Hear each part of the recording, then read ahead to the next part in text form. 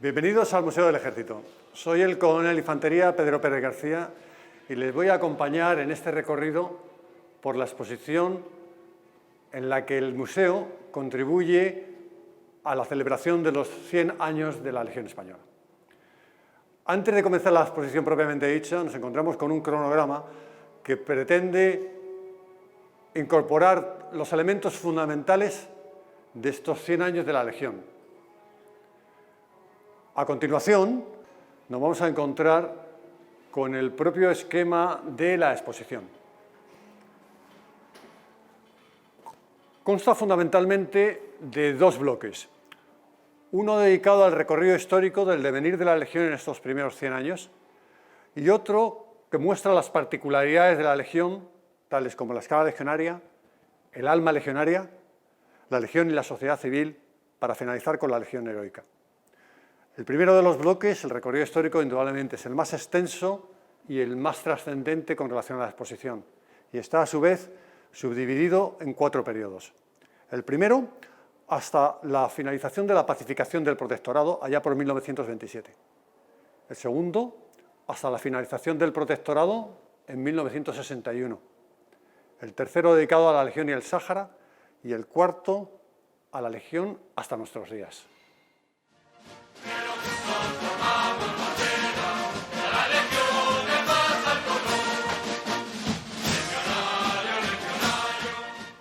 Comenzamos, pues.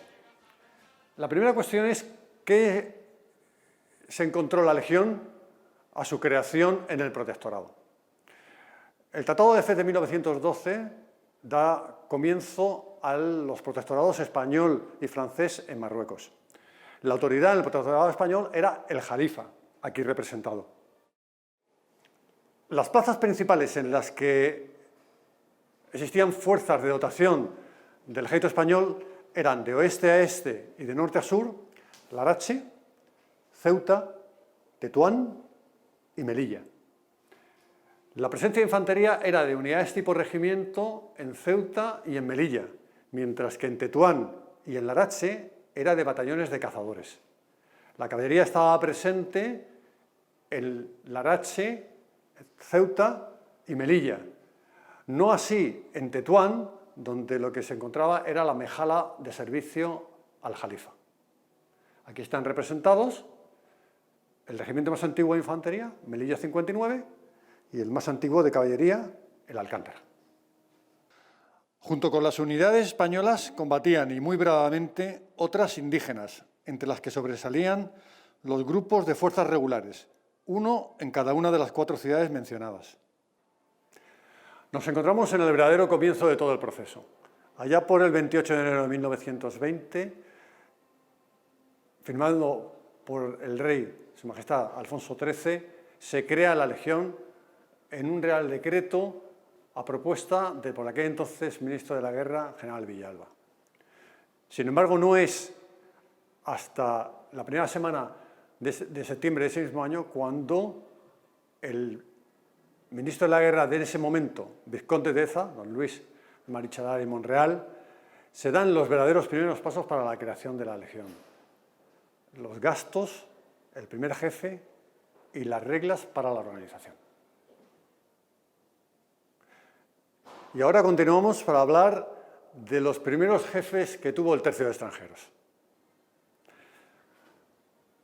De los 3 jefes que he mencionado, el primero es el teniente coronel don José Millán Terreros, posteriormente Millán Astray, al unir el segundo apellido de su padre al suyo primero. Fue el jefe del Tercio de Extranjeros hasta noviembre de 1922, en que tuvo que cesar en el puesto como consecuencia de su enfrentamiento con las juntas de defensa. Lo sucedió el teniente coronel Rafael de Valenzuela de Urzaiz, que alcanzó gloriosa muerte en junio del año siguiente, 1923. Y a los 3 días fue sustituido por el recién ascendido teniente coronel Francisco Franco Bagamonde. Del teniente coronel Valenzuela tenemos un cuadro que refleja su muerte, autores Bertucci. Del teniente coronel Franco tenemos una estatua de Santiago y la medalla militar individual con doble pasador, y del teniente coronel Millán Astray tenemos su uniforme y un retrato de Zuloaga. La Legión nace para combatir, pero nace para combatir inmediatamente. Consecuencia de ello, hay que dotarla tanto espiritual como físicamente. Respecto a la dotación moral del legionario, el teniente coronel Millán Astray crea el credo legionario, compuesto por 12 espíritus que reflejan los valores a los que la Legión ha sido fiel durante estos 100 años. El otro aspecto fundamental de la creación de la Legión es la preparación. Tras la preparación, la Legión ha dedicado lo mejor en todos estos años. En 1923, el teniente coronel Franco, al hacerse cargo del mando del tercio, emite sus instrucciones a la Legión, compuestas por las prevenciones a las banderas, las instrucciones generales y las instrucciones del régimen interior de los cuerpos. Las dos primeras tienen plena validez hoy en día. Cualquier teniente de infantería las podría utilizar. ¿Y qué es lo que se crea? En 1920, 3 banderas. La cuarta y quinta en 1921 y la sexta en 1922. Allá por 1925 se produce una reestructuración y se incorporan otras 2 banderas, la séptima y la octava, junto con un escuadrón de lanceros agrupados en 2 estructuras de 4 banderas, que se llamarán legiones, una peculiaridad legionaria. Aquí tenemos representado el banderín del escuadrón de lanceros, una miniatura y un cuadro representativo. Allá por 1922, la Legión ya cuenta con 6 banderas. Esas 6 banderas están representadas en el guión de 1923. Pero la Legión no contará con su propia bandera hasta 1927, tras un fallido intento en 1923. La primera jura de bandera se produce el 31 de octubre de 1920 y se realiza con la bandera del regimiento Serrallo 69. Los legionarios, cuando venían procedentes de los diferentes banderines de enganche, se incorporaban al cuartel del Rey, donde se hacía el alistamiento definitivo. De allí pasaban a los alojamientos de la posición Alfa, actualmente García Lave, y finalmente de ahí al campamento de Darrifien, que tenemos aquí. El campamento de Darrifien se encuentra situado unos 10 kilómetros al sur de Ceuta y sobre la maqueta el norte estaría en aquella dirección y el mar en el lado derecho. Esta maqueta ha sido confeccionada por un trabajador del museo, Bernardo Alonso Marugal, exprofeso para esta exposición. A la Legión se apuntaron todo tipo de personas y eso es lo que pretende representar el cuadro de la Fita Portabella. Igualmente, se utilizaron carteles en todo momento desde el principio. El que tenemos aquí es un original de Bertucci, confeccionado en 1925, se conoce por la presencia de lanceros en el cartel. Finalmente, tras varios estudios y con el apoyo de la Brigada de la Legión, se ha podido determinar quiénes fueron los primeros legionarios en apuntarse, tanto de procedencia directa, enganche directo, Carlos Espresati de la Vega, como por cambio de cuerpo, Frois Iglesias. Y entramos ya en lo más específico de las operaciones de este primer periodo. Los adversarios que tuvo España en aquellos años fueron 2 principalmente, Raisuni o Raisuli y Abdelkrim. El primero operó fundamentalmente en la parte occidental del protectorado y el segundo comenzó en la parte oriental, pero acabó ocupando todo el territorio del Rif. Los ciclos de operaciones fueron fundamentalmente 3. El primero, allá por 1921 y 22 fundamentalmente, aunque se extendió también a lo largo del 23 y 24, que fueron las operaciones de socorro a Melilla tras el repliegue anual y la reconquista del territorio. El segundo, el repliegue a la línea Estella, y el tercero, el desembarco de Lucema y operaciones posteriores. Con relación al primero, en la parte de socorro a Melilla, la Legión tuvo un papel fundamental, constituyendo parte de la vanguardia de la columna del general Sanjurjo, que era la que daba el esfuerzo principal en las operaciones. Fueron la primera y segunda banderas al mando de los comandantes Franco y Rodríguez Fontanes. Para el espíritu legionario, en este primer ciclo sucede un hecho muy glorioso, que es el combate del 15 de septiembre en el bloqueo de Dar Hamed, bloqueo de la muerte, donde el cabo Suceso Terrero y 14 legionarios fueron desplegados sabiendo que iban a morir. El segundo ciclo es el que corresponde al repliegue de la línea Estella, 1924. En 1923, el general Primo de Rivera ha realizado su pronunciamiento y se autonombra alto comisario para estas operaciones.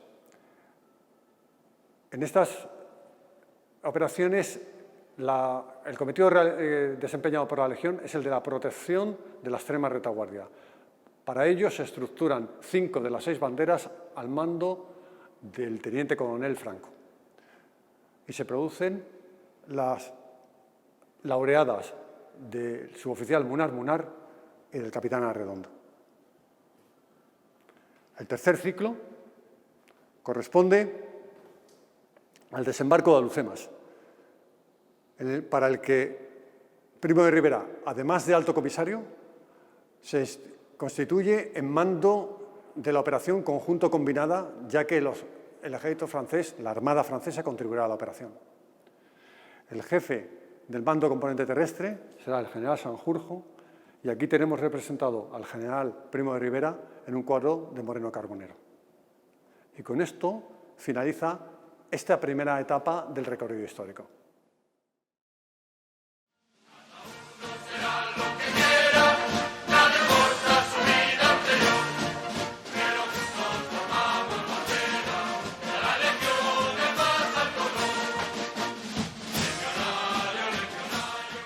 Entramos ya en la segunda etapa del recorrido histórico, la correspondiente a la finalización, hasta la finalización del protectorado en 1961, que está subdividida en 2 bloques, uno hasta el final de la Guerra Civil y otro desde 1940 a 1961. En el primer bloque, elemento fundamental es la instauración de la República, representada aquí por el cambio de enseña de la Legión, que sigue siendo tercio, aunque en la enseña aparezca como nombre la Legión. Tiene las características propias de la enseña del momento, las franjas de la misma anchura, siendo la inferior morada, eliminación del escusón y cambio de la corona por la corona mural. Con relación a la Legión, en el credo legionario, la única modificación que se hace es que se sustituye el Viva el Rey por el Viva la República. 2 acontecimientos fundamentales ocurren en esta primera parte: los hechos de 1934 y la Guerra Civil. Con relación a 1934, según declara el propio presidente del Consejo de Ministros, se produce la rebeldía de Asturias y la posición antipatriótica del gobierno de Cataluña. La Legión opera mediante el despliegue de la tercera bandera a Barcelona y el de la sexta y quintas, respectivamente, en este orden, a la zona de Asturias. La rebeldía es solucionada rápidamente en Barcelona y la tercera bandera, a los pocos días, es desplegada por vía terrestre a Asturias. El día 12 de octubre se está combatiendo y el 24 de octubre se da por finalizadas las operaciones con un desfile en Oviedo. Con relación a la época de la Guerra Civil, en mayo de 1937 se produce un cambio de terminología y donde antes era 1/3 compuesto por 2 legiones pasa a ser una legión compuesta por 2 tercios. La legión llega a su máximo desarrollo orgánico con 18 banderas. A esas 18 banderas se le une la presencia de unidades de tanques, que no nacieron como unidades legionarias, sino como unidades dotadas de legionarios que se convirtieron en legionarias. Y aquí, la exposición presenta maquetas del Renault FT-17, del Panzer I y del T-26, también en la fotografía. La bandera de tanques, la bandera de carros, así constituida, incorporó también una compañía antitanque. Además de la bandera, se creó también una compañía lanzallamas. La segunda etapa de este periodo comienza en diciembre de 1939 con la decisión de crear un tercer tercio de la Legión con guarnición en Larache, que será efectivo en enero del año siguiente. En 1950 se creará un cuarto tercio en Villasanjurjo, el antiguo Alucemas. Durante este tiempo se produce una modificación en la orgánica de los regimientos de infantería mediante la creación de una agrupación mixta constituida por una compañía de cañones de infantería, otra de cañones contra carro y una tercera de cañones antiaéreos, ejemplares de los cuales podremos encontrar en la muestra exterior. Igualmente, en 1950 se crea la subinspección de la Legión, subordinada en aspectos legionarios al teniente general jefe de las fuerzas españolas en el protectorado. El primero fue el general Iglesias Curti.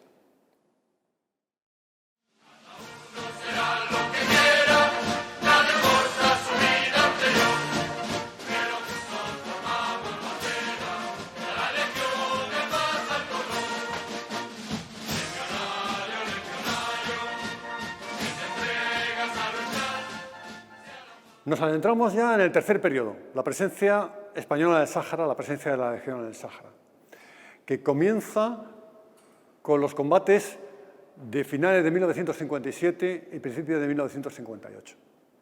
Allá por abril de 1956, España da por finalizado el protectorado de Marruecos. En junio se crea la 13 bandera, con una compañía de cada uno de los tercios, y es desplegada en el Sáhara. Al año siguiente, en junio, la cuarta bandera, procedente de Rifien, es desplegada también al Sáhara. La 13 al norte, la cuarta al sur. En noviembre de ese mismo año, 1957, la situación es comprometida en la zona de Ifni y se despliegan la segunda bandera del primer tercio y la sexta bandera del segundo tercio a la zona de operaciones. Con lo cual, el despliegue en diciembre sería la sexta bandera en Ifni, la segunda bandera en Villavens, Tarfaya, y la 13 y la cuarta en la zona norte del Sáhara. En enero se incorporaría la novena bandera del tercer tercio. En los combates de Ifni interviene, como hemos visto entonces, la sexta bandera. El 13 de enero de 1958 se produce la emboscada a la 13 bandera en la zona de Echera, que le costaría 55 muertos a la bandera y en total más de 190 bajas. En este combate se produce la muerte gloriosa del brigada caballero legionario Francisco Fadrique Castromonte y del legionario Juan Madrigal Oleaga, las dos últimas concesiones de la laureada de San Fernando en el ejército español.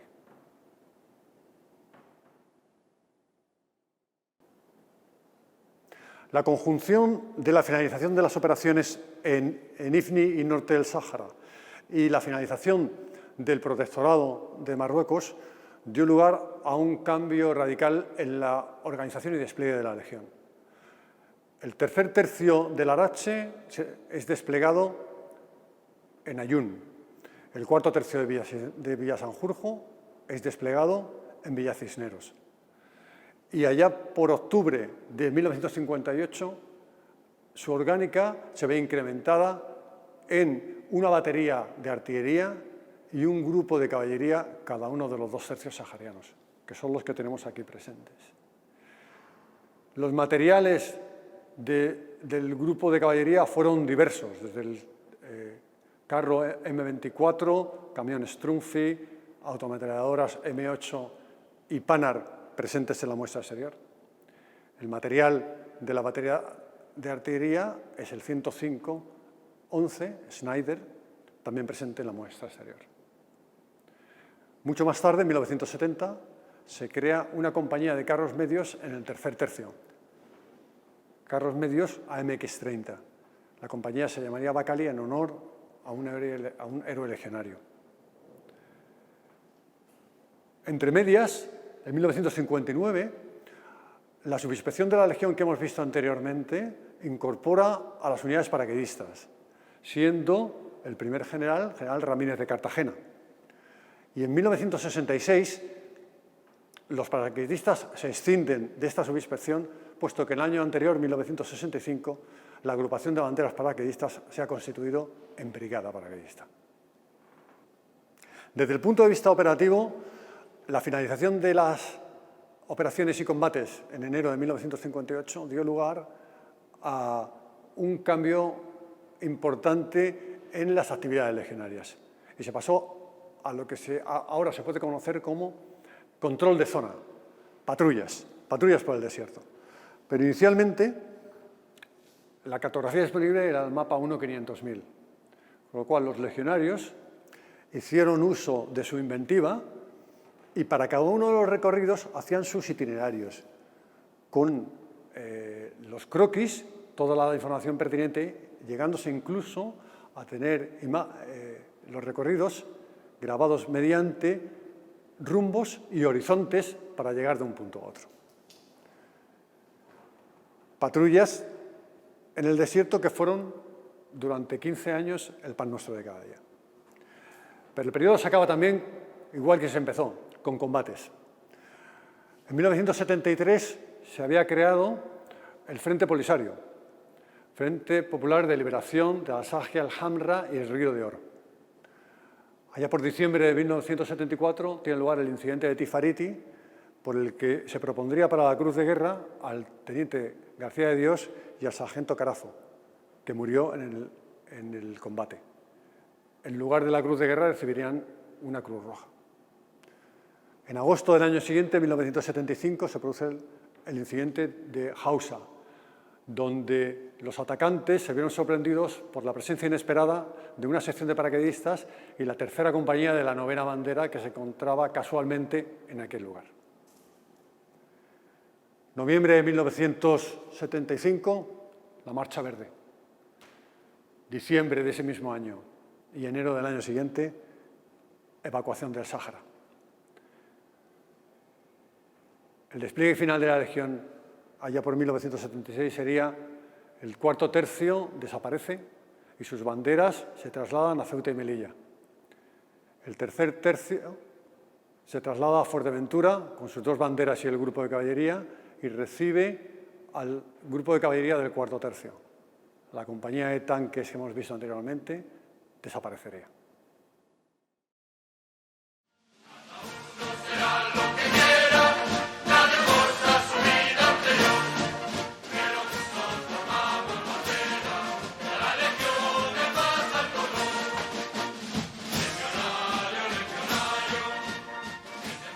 Entramos ya en la cuarta y última etapa de este recorrido histórico de la Legión.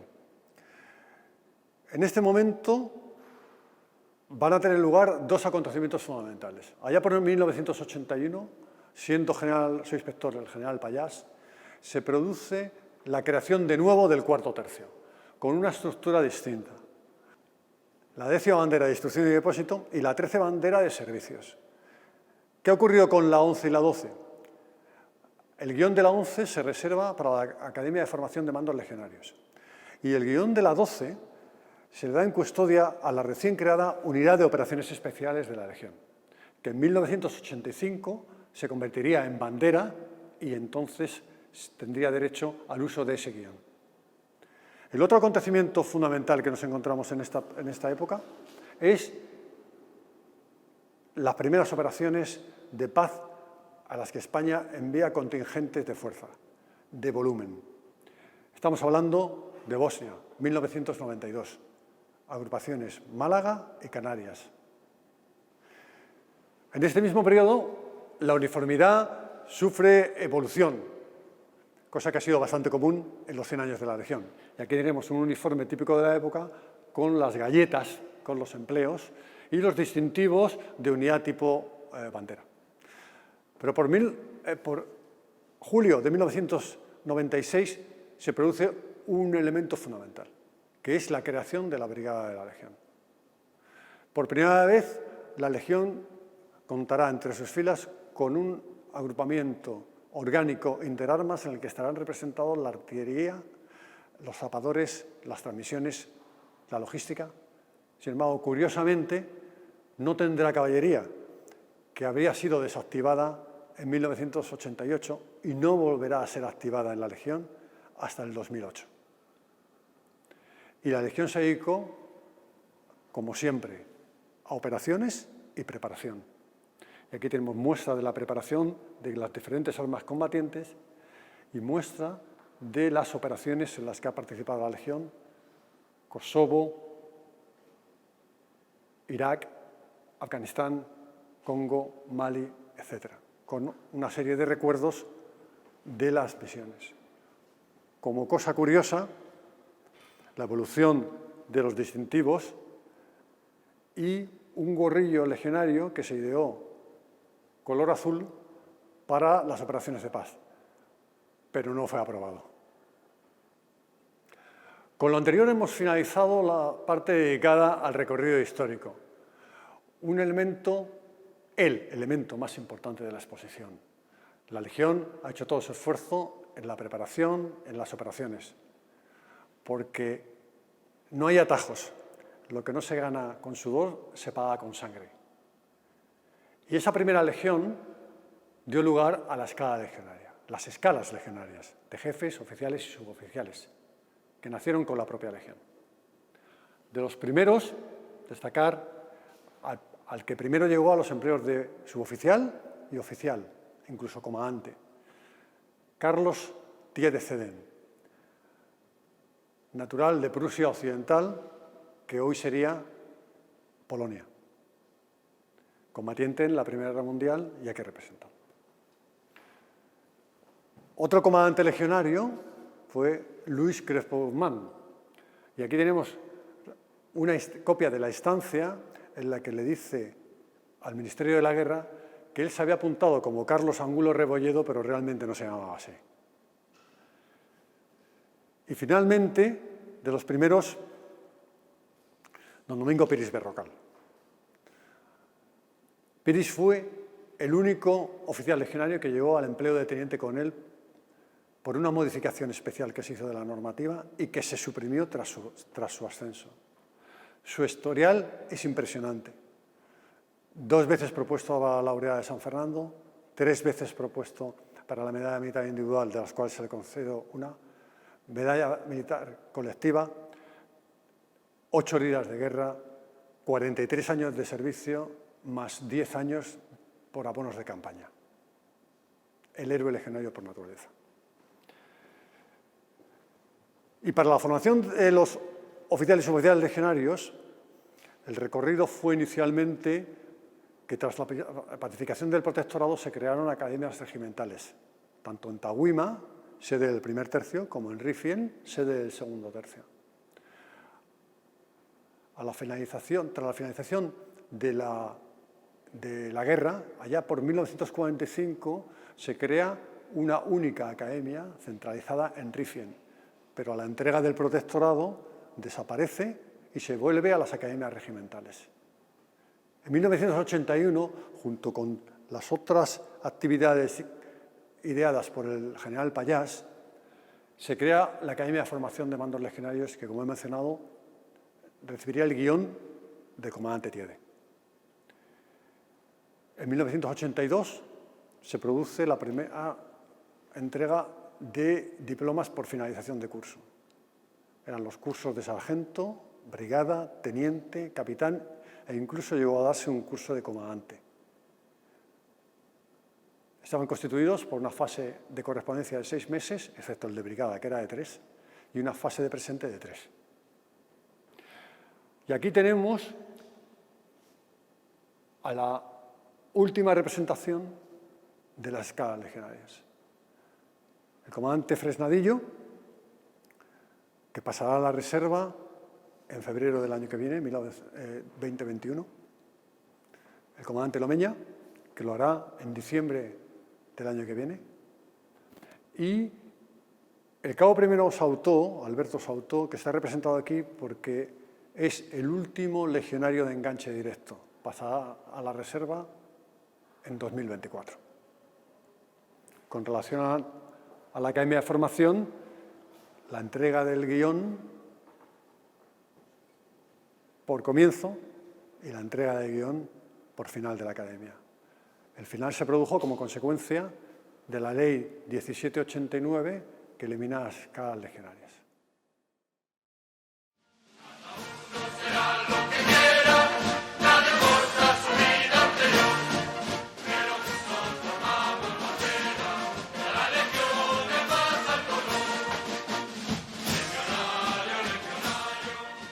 Y entramos ahora en el elemento de la exposición que quizás sea más conocido por el gran público, que es el dedicado a las peculiaridades legionarias, el arma legionaria, lo que yo llamo, a falta de mejor palabra, la parafernalia legionaria en el mejor sentido de la palabra.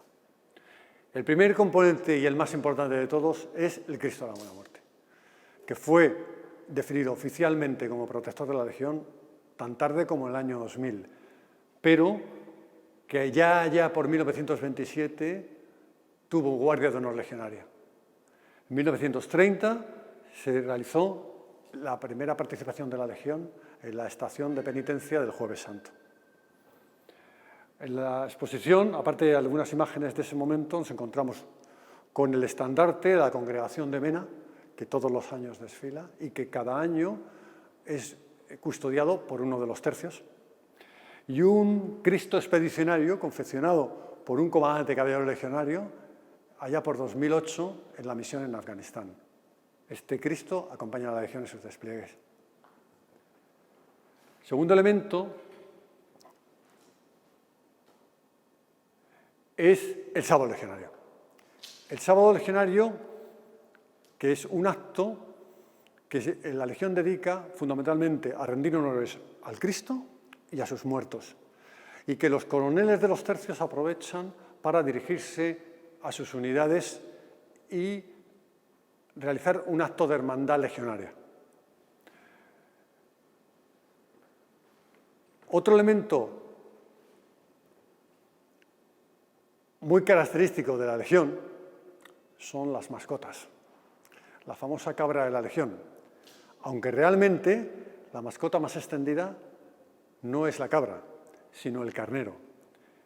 Y aquí lo vemos representado en varias imágenes, apareciendo también una ruy o un jabalí, además de los carneros. Otro aspecto de la Legión al que ya el fundador, teniente coronel Millán Astray, dio gran importancia es el de la música. Millán Astray era consciente del efecto que tiene la música en el ánimo del combatiente y desde el principio la Legión contó con su propia música. Aquí están representadas varias imágenes y un cuadro de José Urquizu, en el que representa la canción del Novio de la Muerte vinculado con la séptima bandera, cuando esto realmente no puede ser, puesto que la séptima bandera se creó en 1925 y el Novio de la Muerte ya se cantaba por 1921. Pero es que está dedicado el cuadro a esa bandera. La Legión, desde el principio, tuvo una gran vinculación con la mujer. Y aunque por aquel entonces no había presencia femenina en las Fuerzas Armadas, sí que existían las cantineras y las enfermeras, y todas ellas prestaron un gran servicio a la Legión. Incluso Millán Astray habla de las novias por correspondencia, por carta. Hoy en día, la Legión no tiene hombres y mujeres, tiene legionarios. Finalmente, para acabar este apartado, tenemos el dedicado a la Legión tras la Legión, a los caballeros legionarios veteranos o veteranos caballeros legionarios, o antiguos caballeros legionarios, porque no existen los exlegionarios. El que ha sido legionario un día es legionario para siempre. Y en este sentido es muy importante el trabajo magnífico que está desarrollando la Fundación Tercio de Extranjeros, con sede en Málaga, que se dedica al socorro de los legionarios más menesterosos y que tienen necesidades que no pueden satisfacer por sí mismos. Y entramos ya en el apartado dedicado a la relación de la Legión con la sociedad civil, que ha sido mucha y muy intensa. La Legión se ha visto reflejada en el cine, como vemos aquí, en múltiples películas, algunas muy recientes, pero también con otro tipo de acontecimientos. Por ejemplo, la carrera de los 101 kilómetros, que actualmente es Ronda-Ronda, pero la primera fue Ronda-Marbella. Los sellos del cincuentenario de la Legión o la moneda del centenario. Un centro de transformación de luz que parece que debe estar en medio de un cuartel, pero no lo está. Está en plena ciudad de Melilla. Presencia en la literatura múltiple. Aquí tenemos un libro firmado por Dalí dedicado al primer tercio de la Legión. Cromos, recortables, un ninot. Pero a mí me gustaría hacer especial mención a lo que yo denomino la otra cara de la Legión. Aquí representado en un cuadro de Phil Salas y las imágenes del aquel entonces capitán legionario Medero o el cabo Jata. Porque el legionario tiene un corazón de oro.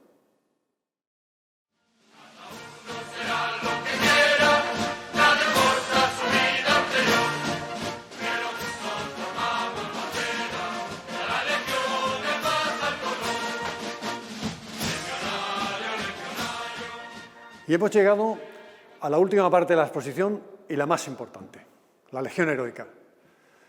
Porque los éxitos de la Legión no han sido gratuitos. La Legión ha tenido que pagar un alto precio por ellos. También ha recibido muchos premios. Y aquí están representados los primeros caídos. Baltasar Queja de la Vega, al día siguiente a Reyes de 1921. Capitán Pompilio Martínez Aldívar, en abril de 1921.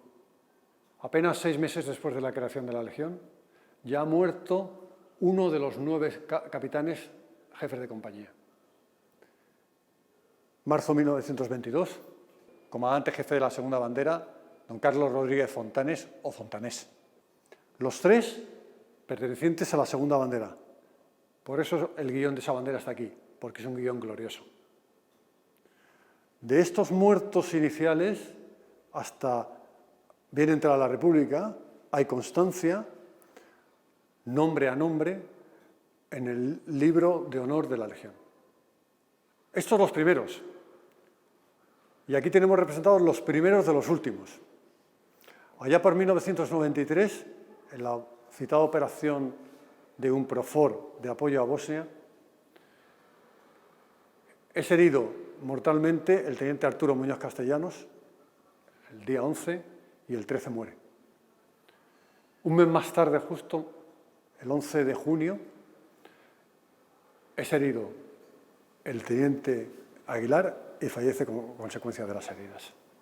Son los 2 primeros de 7 componentes de la Legión que han fallecido en operaciones en el exterior.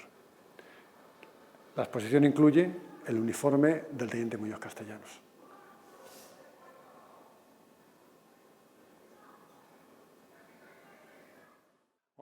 Al igual que en todos los periodos del recorrido histórico hemos ido viendo las bajas que ha sufrido la Legión, en esta parte de la Legión Heroica hay un resumen de todas ellas. Y junto a eso, el de las condecoraciones más importantes recibidas: Cruz Laureada de San Fernando y Medalla Militar, tanto individuales como colectivas, que están representadas en esta vitrina, junto con otras condecoraciones vinculadas con personal de la Legión, tanto individualmente como por unidades, como por ejemplo las de herido, la campaña de Melilla, la campaña del Rif, Ifni, Sáhara, Medawiya, Hassanía, las actuales operaciones y la Cruz al Mérito Militar con distintivo rojo en sus diferentes modalidades. Y al igual que Su Majestad el Rey Alfonso XIII puso el inicio a todo este proceso, Su Majestad el Rey Felipe VI ha querido contribuir como presidente de honor de la Comisión del Centenario. Y aquí finaliza la parte más formal de esta exposición, con un elemento que es la esencia de la Legión: legionarios a luchar, legionarios a morir. Y con la idea que queremos que todos los españoles se lleven de esta exposición, que es la Legión sigue preparada para cumplir cualquier misión, en cualquier lugar, en todo momento.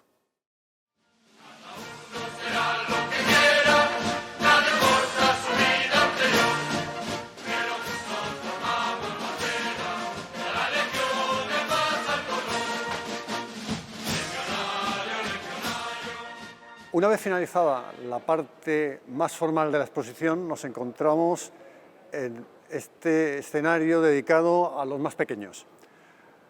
Se ha podido montar gracias a la colaboración de la Tienda del Soldado sita en ese propio museo.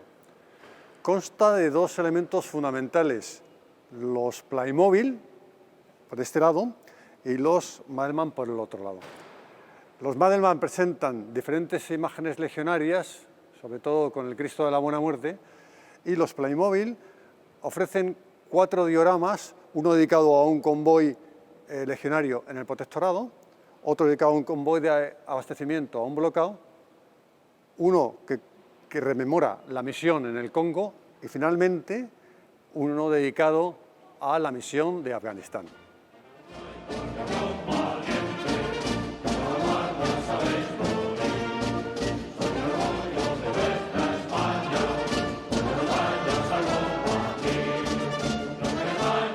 Y pasamos ahora a la exposición exterior. Por fin nos encontramos en la muestra exterior, el último de los componentes de esta exposición sobre la Legión, que tiene dos bloques, uno dedicado a los vehículos y otro dedicado a las piezas de armamento. Con relación a los vehículos, tenemos los dos carros de combate, tanques, el Fiat Ansaldo y el Panzer I, que fueron utilizados por los legionarios en la Guerra Civil 1936-1939. Los otros dos vehículos corresponden a autoametralladoras M8 y la Panhard, que fueron parte de la dotación de material de los grupos ligeros saharianos de la caballería legionaria en el Sáhara, como su propio nombre indica.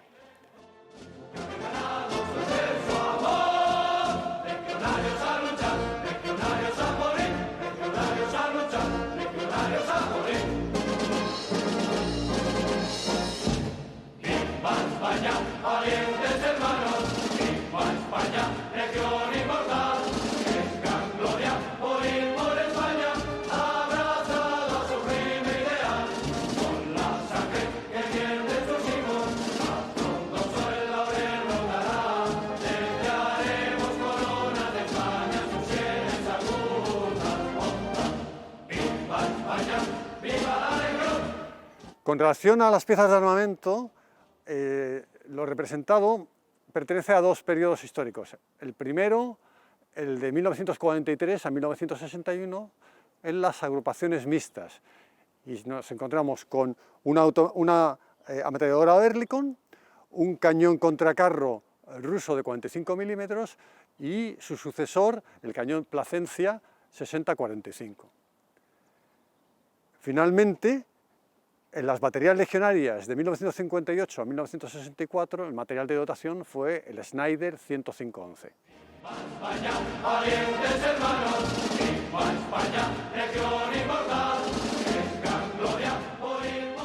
con esto finaliza la exposición sobre la Legión.